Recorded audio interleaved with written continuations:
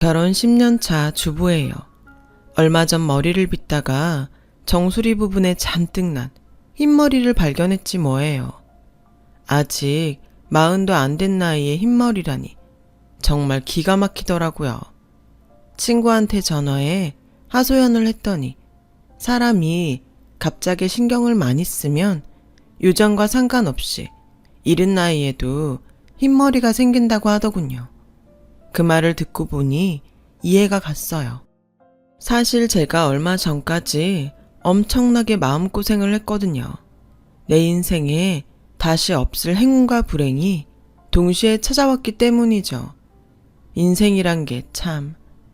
저는 소위 말하는 흙수저예요. 어린 시절 우리 집은 철마다 이사를 다닐 정도로 가난했죠. 집안에 화장실도 없어서 동네 사람들과 공용 화장실을 함께 쓸 정도로요. 그래도 어릴 때는 우리 집이 어느 정도로 가난한지 잘 몰랐어요. 주변에 비교 대상이 없었으니까요. 동네 친구들도 다들 저희 집과 비슷한 형편이었거든요. 그런데 8살이 돼서 초등학교에 입학해보니 바로 알겠더라고요. 같은 반 친구 집에 생일 초대를 받아 갔는데 친구네 집을 보고는 놀랐거든요. 피아노에 침대, 그리고 무엇보다 집안에 화장실이 2개나 있더라고요. 우리 집에는 하나도 없는 화장실이요. 그중 한 곳에는 커다란 욕조도 있었어요. 친구는 밤마다 동생이랑 욕조에서 물놀이를 한다고 하더군요. 저는 집에 돌아와서도 그 커다란 욕조가 잊혀지지 않았어요. 매일 밤 욕조에서 물놀이를 할 수 있다니 우리 집에선 상상도 못할 일이니까요. 그때 확실히 알 수 있었어요. 우리 집이 얼마나 가난한지를요. 하지만 부모님께는 이런 얘기는 일절하지 않았어요. 제가 어리긴 했어도 부모님을 슬프게 할 거란 정도는 알고 있었으니까요. 화장실이 딸린 집에서 살게 된 건 초등학교 2학년 가을부터였어요. 남들한테는 평범한 화장실이겠지만 저는 너무 신기하고 좋아서 이사한 날 몇 번이나 화장실 문을 열어봤더랬죠. 그 후로도 몇 번의 이사가 이어졌어요. 하지만 집을 좀 넓혀갈까 할 때마다 동생이 태어나는 바람에 저희 집 사정은 늘 제자리 걸음이었죠. 철마다 이사하는 메뚜기 생활은 제가 고등학교에 갈 때까지 이어졌어요. 그래도 열심히 살아오신 부모님 덕분에 제가 고3이 되던 해 드디어 저희 가족도 내 집 마련의 꿈을 이룰 수 있었죠. 비록 언덕배기에 위치한 코딱지만한 다세대 주택이었지만 이사 걱정 없이 살 수 있어서 얼마나 좋았는지 몰라요. 벽에 못을 박을 때마다 집주인의 허락을 받을 필요도 없고 전세금 올려달라는 집주인 전화에 잠을 설치며 한숨 쉬는 부모님을 보지 않아도 됐으니까요. 그때는 그것만으로도 행복했어요. 하지만 기쁨도 잠시였죠. 집을 살 때 받은 은행 융자 원금과 이자가 또다시 부모님을 옥죄었거든요. 비록 내 집 장만의 꿈은 이루었지만 우리 집 생활은 오히려 이전보다 더 어려워졌어요. 결국 아빠는 퇴근 후에 대리운전까지 해야 했고 파출 일을 하던 엄마는 쉬는 날도 없이 일했지만 그래도 늘 가계부는 적자였죠. 그래서 저는 대입은 꿈도 못 꾼 채 고등학교를 졸업하기도 전에 취업을 해야 했어요. 밑으로 어린 동생이 2이나 있어서 장녀인 제가 부모님 짐을 나눠줘야 한다고 생각했거든요. 다행히 실업계 고등학교에서 디자인을 전공한 덕에 조그마한 광고업체에 들어갈 수 있었어요. 직원이라고는 저를 포함해 총 4명뿐인 영세한 업체였지만 제 능력으로는 최선의 선택이었죠. 저를 받아준 유일한 회사이기도 했고요. 저희 회사에서는 주로 지역 광고나 현수막, 전단지 등을 제작했어요. 동네 마트 할인 광고나 오픈한 치킨집 전단지 같은 것들이었죠. 회사 규모는 작았지만 신기하게도 일이 끊이지 않고 들어와서 월급도 따박따박 잘 나왔어요. 덕분에 자주 야근을 하긴 했지만요. 제가 맡은 업무는 메인 디자이너를 보조하는 일이었어요. 그리 어려운 일은 아니었지만 학교에서 배운 것과 실전 업무는 너무 달라서 처음엔 욕도 많이 먹고 고전을 면치 못했어요. 그래도 그렇게나마 실전 경험을 쌓을 수 있어서 단기간에 실력이 꽤 늘었어요. 그렇게 일을 배워가던 어느 날 메인 디자이너가 사표를 냈지 뭐예요. 업무에 비해 연봉이 낮다는 게 사표를 낸 이유였죠. 선배는 회사를 그만두기 전 조용히 저를 불러 그러더군요. 너도 어지간하면 다른 회사 알아봐. 여기 있어 봤자 악덕 사장한테 피만 쪽쪽 빨릴 테니까. 저도 모르는 바는 아니었어요.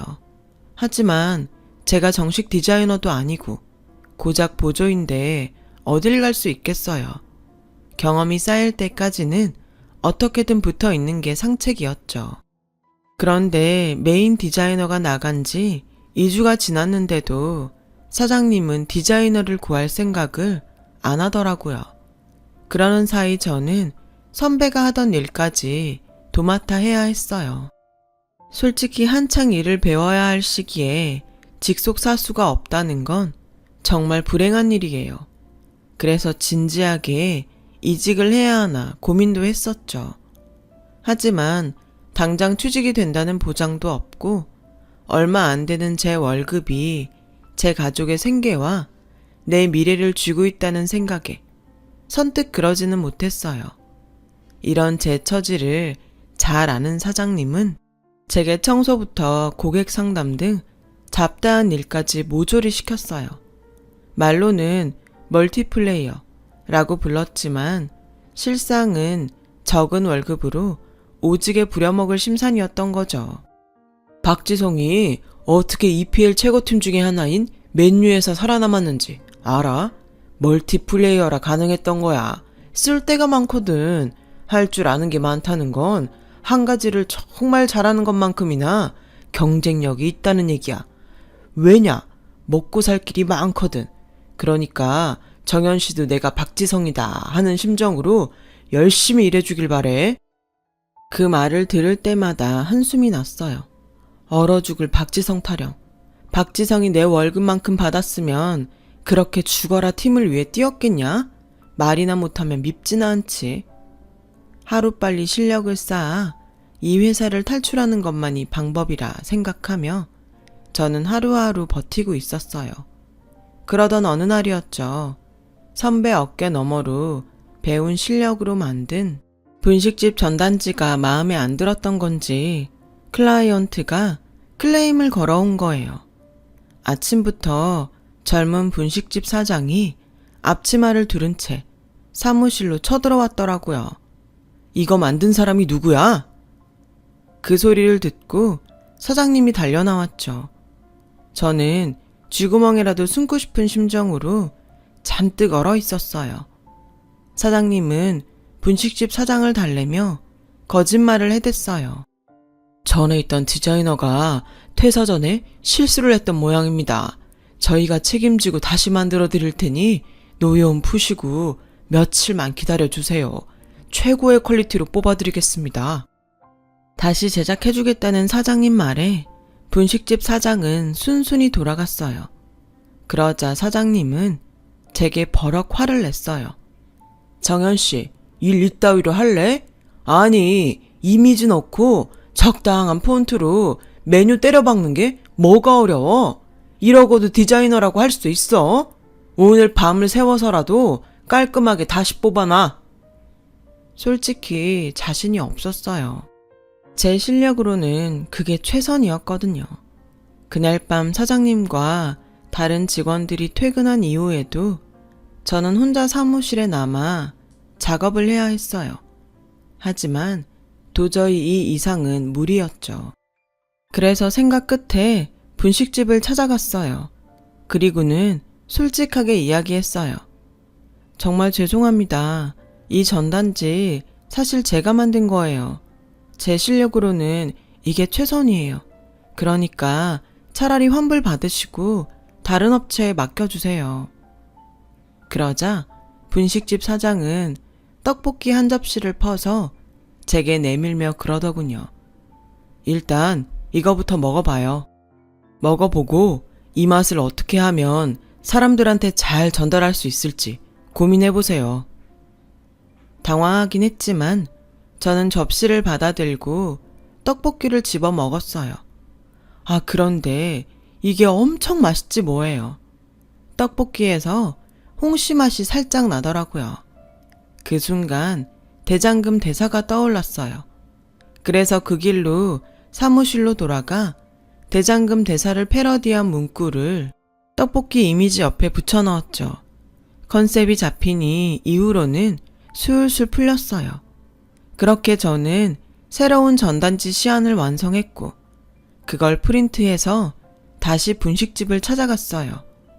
분식집 사장은 새로운 시안을 보고는 마음에 들어 하더군요. 이제 보조 딱지 떼도 되겠네요. 앞으로 우리 집 전단지는 쭉 그쪽이 맡아주세요. 아주 마음에 들어요. 그 말에 하늘을 날 것처럼 신이 났어요. 내가 정말 디자이너가 된 것 같았죠. 그날 이후 저는 학원을 등록해 제게 부족한 스킬을 배우고 연습했어요.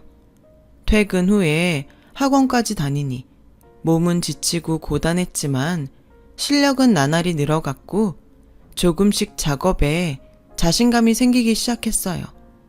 그리고 얼마 뒤 남자친구도 생겼죠. 바로 그 분식집 사장이요. 하루는 사무실에서 야근을 하고 있는데 분식집 사장이 떡볶이랑 순대를 가지고 찾아왔더라고요. 사무실에 불이 켜져 있는 거 보고 제가 야근하는 걸 알았다나요? 어떻게 전 줄 알았어요? 창문을 닫아놔서 밖에선 안 보일 텐데? 그 사무실에서 밤늦게까지 일하는 사람은 그쪽밖에 없잖아요. 그러니 당연히 알죠. 얘기를 듣고 보니 그렇기는 했어요. 아무튼 이후로도 제가 야근을 할 때마다 분식집 사장은 야식을 들고 사무실을 찾아왔고 그렇게 만남이 지속되다 보니 자연스레 연인관계로 발전하게 되었어요. 알고 보니 분식집 사장은 제가 처음 이 회사에 출근하던 날부터 저를 마음에 두고 있었다고 하더라고요. 분식집이 바로 우리 사무실 맞은편에 있어서 제가 아침 청소를 하는 모습부터 야근하는 모습까지 다 지켜봤던 거죠. 우리 회사에 전단지를 맡긴 것도 저랑 안면을 트기 위해서였고요. 아주 주도 면밀한 사람이죠. 이 사람이 바로 제 남편이랍니다. 우리는 그 후로 6년간 연애를 하고 결혼을 했어요. 저희 집이나 시댁이나 사는 형편이 비슷해서 딱히 반대는 없었어요. 결혼식이며 신혼집까지 모두 우리 힘으로 해결해야 했기 때문에 더더욱 그랬는지도 모르겠지만요. 남편도 저도 둘 다 집의 첫째라서 살림미천 노릇을 하며 살았다는 공통점이 있었어요. 그래서인지 서로 통하는 점도 많고 서로를 이해하는 면도 많아서 오랜 연애 기간 동안에도 크게 싸우는 일 없이 의지하며 지낼 수 있었죠. 그건 결혼하고도 마찬가지고요. 가난했던 어린 시절을 겪어서 그런지 남편도 저도 집에 대한 애착이 남들보다 강한 편이에요. 그래서 사회생활을 시작하면서부터 바로 청약통장부터 만들었죠. 비빌 언덕이 없는 저희 같은 사람들에겐 내 집 마련의 꿈을 이루기엔 청약통장만한 게 없으니까요. 적어도 부모님들처럼 집 없는 서름을 겪지 않고 싶었거든요. 하지만 기대가 크면 실망도 큰 법이라고 매번 탈락을 하고 보니 언제부턴가는 청약 당첨이 로또처럼 느껴지더라고요. 쉽게 시작할 수는 있지만 당첨은 나와는 상관없는 먼 나라 얘기 같으니까요. 그렇게 10년을 버텼어요. 그 사이 아이가 셋이나 태어났고요. 셋째 아이를 임신하고 점을 보러 간 적이 있는데 거기서 그러더라고요. 셋째는 재물을 달고 태어나는 애라고요. 빈말이라도 내 아이가 돈복이 있다니 기분은 좋더라고요. 그런데 셋째를 출산하고 얼마 안 돼서 기적 같은 일이 일어났지 뭐예요. 바로 청약 당첨이었죠. 그날도 별 기대 없이 당첨 결과를 확인하러 청약 사이트에 들어갔는데 글쎄 남편 이름이 당첨자 명단에 떡하니 적혀 있더라고요. 그 길로 바로 남편한테 전화를 했죠. 여보, 우리 아파트 당첨됐대. 우리 막내가 재물을 달고 태어난다더니 그 말이 맞나 봐. 남편도 저도 전화기를 붙들고 한참을 펑펑 울었어요. 서울 집값이 천정부지로 올라가는 시점에 신축 아파트에 당첨됐으니 왜 안 그렇겠어요. 지난 10년 세월이 주마등처럼 흘러갔고 집주인 잘못 만나서 고생했던 일들이 떠올라 감정이 복받쳐 올랐죠. 아이들은 청약 당첨이 무슨 뜻인지도 모르면서 엄마 아빠가 좋아하니까 덩달아 신나하더라고요. 집 근처 아파트 놀이터에서 그네 한번 타겠다고 들어가다가 경비 아저씨한테 혼나고 쫓겨난 경험이 있던 큰애는 이제 우리도 놀이터 있는 집에서 사는 거냐며 신나서 방방 뛰더라고요. 그 모습을 보니 가슴이 메어왔어요. 이젠 그네도 실컷 하고 정글짐에서 숨바꼭질도 할 수 있어.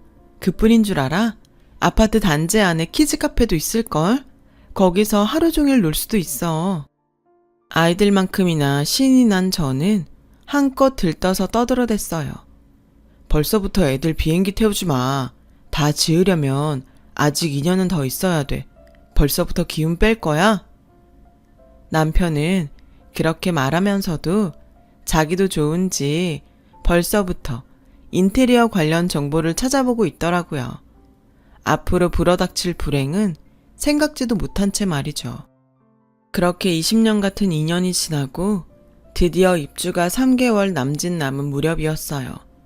시동생 결혼 준비로 한창 바쁜 어머님이 집으로 찾아오셨더라고요. 웬일로 애들 먹일 과자도 하나름 사오셨지 뭐예요. 네? 저희 아파트를 도련님 신혼집으로 주라고요? 아니 그게 무슨 말씀이세요? 너도 알다시피 우리 둘째가 학벌도 그렇고 회사도 그렇고 새아기한테 많이 밀리잖니. 안 그래도 그쪽에선 이 결혼 탐탁치 않아 하는데 신혼집이라도 제대로 마련해주는 게 좋지 않겠냐 이거지. 아니 그런 거면 도련님이 벌어서 하던지 정 안 되면 어머님이 해주셔야죠. 왜 우리 집을 주라고 그러세요? 저희요 10년 넘게 남의 집살이 하다가 겨우 마련한 집이라고요. 애들도 점점 커가는데 언제까지 이런 집에서 살아야 돼요. 안 돼요. 전 우리 집 양보 못해요. 그러니까 어머님이 포기하세요. 내가 그냥 달라고 그러니? 나 죽으면 내 집 너희가 가지면 되잖아. 내가 살면 얼마나 더 살겠니?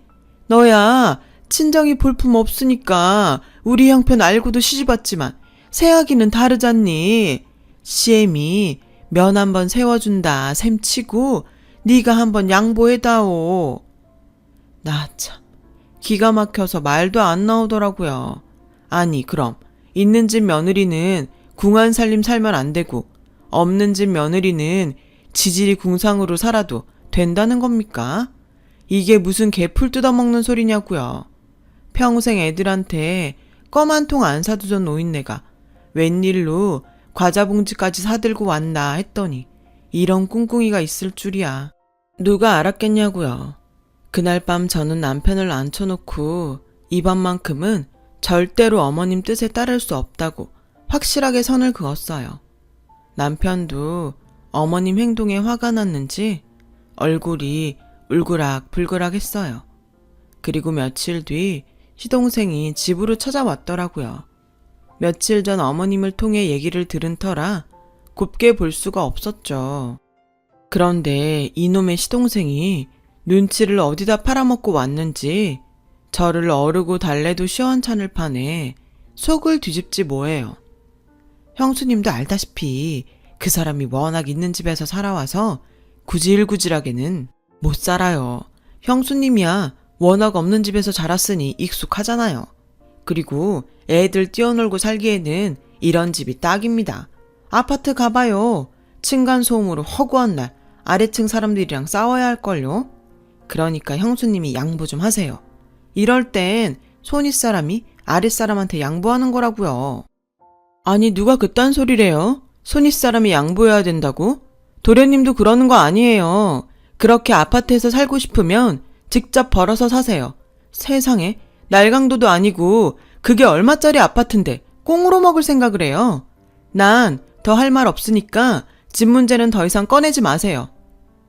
누가 공짜로 달랍니까? 엄마 집 가지면 되잖아요. 이래서 없이 산 사람은 티가 난다는 거야.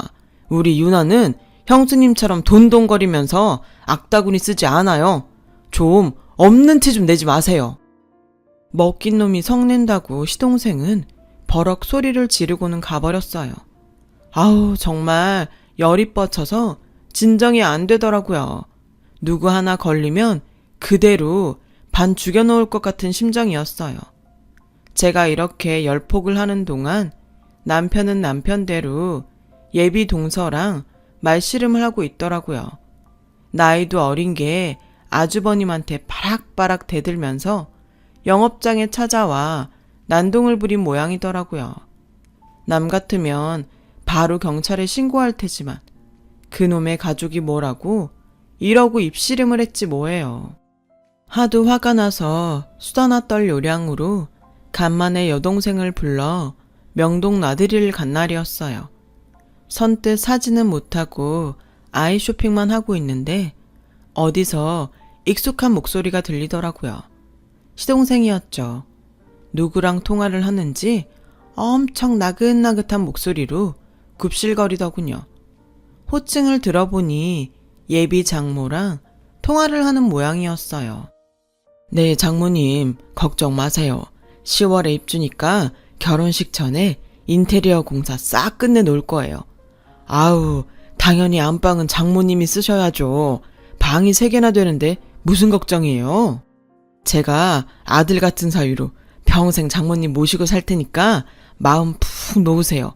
아파트 인테리어도 장모님 취향에 맞게 싹 고쳐놓을게요. 네네, 들어가세요 장모님. 아, 미친. 혼자 사는 지네 엄마는 내팽겨 쳐놓고 남의 아파트 뺏어서 지 장모 모시고 살 생각이더라고요. 이걸 알고도 시어머니는 우리 아파트를 작은 아들 주라고 그 난리를 피운 건지 궁금하더라고요. 그래서 디데이를 시아버님 제삿날로 잡고 단단히 벼르고 있었어요. 그리고 드디어 제삿날이 되었죠. 시동생은 물론 예비동서도 일찌감치 와 있더라고요. 어떻게든 시어머니를 구워 삶으려고 예비동서는 입안에 혀처럼 어머님 어머님 하면서 시어머니 옆에 찰싹 달라붙어 있었죠. 평소엔 지네 아빠 제사건 뭐건 놀러 다니기 바쁘던 시동생도 평소와 달리 밤도 깎고 음식도 나르며 안 하던 짓을 했어요. 그 꼴이 어찌나 가증스럽던지 토가 쏠릴 정도였죠. 그런데 시어머니도 마찬가지더라고요. 예비 며느리한테 궁색한 살림 안 들키려고 평소 애지중지하던 그릇들을 잔뜩 꺼내놨지 뭐예요. 제가 연애 시절 놀러 왔을 땐 이빨 빠진 접시도 그냥 내던 양반이 말이죠. 이렇게 대놓고 사람 차별을 하다니 정말 속상해서 미칠 것 같았어요. 어머님, 생각해봤는데요. 저희 아파트 말이에요. 도련님네한테 양보할까봐요. 그래? 아유, 큰애야. 네가 생각 잘했다. 역시 큰며느리라 다르긴 다르구나. 형수님, 진짜 그러실 일이지. 저 솔직히 이번 일로 형수님한테 많이 서운했어요. 아파트 양보한다는 말에 모자가 아주 입이 찢어지더라고요. 그 상황에 남편은 아무 말도 못한 채 놀란 눈으로 저를 쳐다보기만 했죠. 근데요, 어머님, 조건이 있어요. 약속대로 어머님 집 저희 주세요.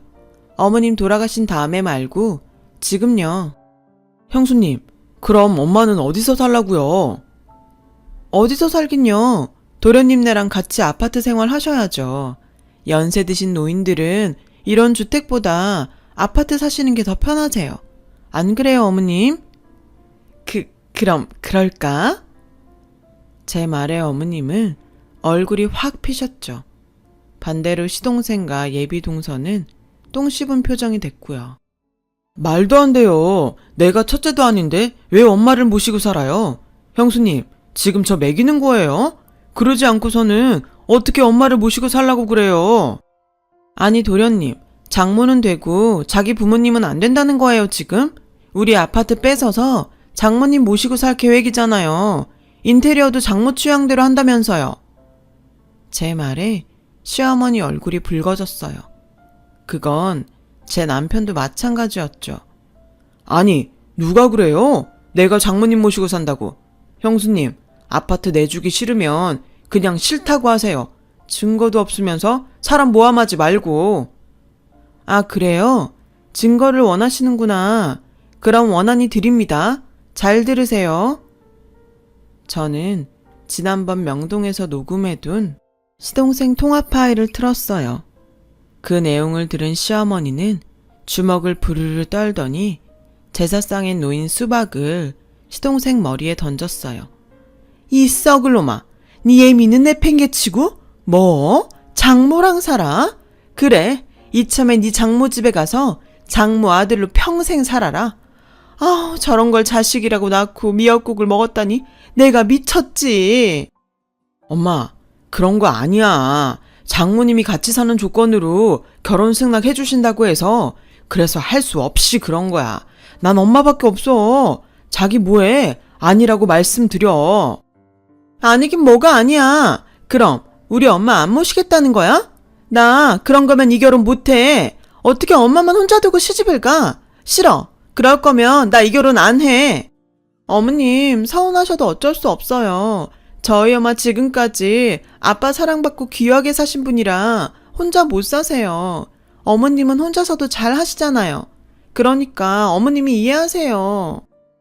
예비동서의 말에 시어머니는 거품을 물고 발악하셨어요.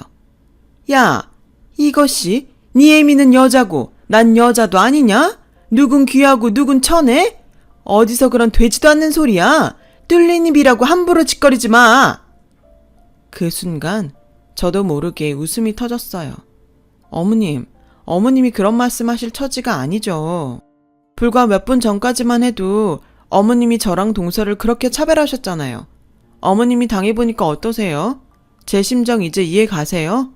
그러게, 애초에 왜 남의 아파트는 탐을 내서 이 사단을 만들어요? 도련님, 남이 피땀 흘려 얻은 걸 날로 먹을 생각 마시고 제발 스스로 노력해서 얻으세요. 안 그럼 이렇게 탈나는 법이에요. 앞으로 한 번만 더 우리 아파트 탐냈다간 저 법적으로 대응할 겁니다. 아셨어요? 여보, 얘들아 가자. 우리 식구는 그 길로 집으로 돌아왔어요. 결국 시동생 결혼은 파투가 났고 이번 일로 어머님과 동생한테 감정 상한 우리 부부는 시댁과 연락을 끊은 채 살고 있어요. 그리고 지난주에 우리는 꿈에 그리던 아파트로 이사를 왔어요. 욕조에서 물놀이를 하는 딸들을 보며 그 옛날 친구 집 욕조를 부러워했던 제 모습이 떠올라 약간 뭉클하긴 했어요. 그래서 앞으로 이 집에서 좋은 기억을 많이 남길 생각이에요. 이렇게 열심히 살다 보면 우리 가족한테 더 좋은 날들도 많이 찾아오겠죠. 지금까지 제 사연을 들어주셔서 감사드려요. 들어주신 모든 분들도 건강하고 행복하세요. 여러분, 사연 댓글에 응원과 현명한 조언 부탁드려요. 좋아요와 구독은 저에게 큰 힘이 됩니다. 오늘도 좋은 일 가득하세요.